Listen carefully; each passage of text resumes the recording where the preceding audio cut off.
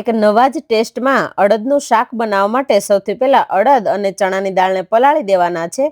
તો મેં 1 વાટકી અડદ અને અડધી વાટકી ચણાની દાળને પલાળીને લીધા છે. તો 5 થી 6 કલાક પલાળી લીધા હતા. તો આ રીતના થઈ ગયા છે.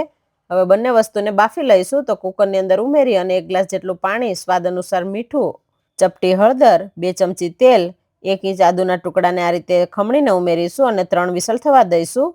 હવે 1 ગાંઠિયો લસણ અને 5 લીલી મરચીને ઝીણા ટુકડા કરી લઈશું. તો અહીંયા ટુકડા થઈ ગયા છે. હવે 3 કાંદાને આ રીતે સમારી લઈશું.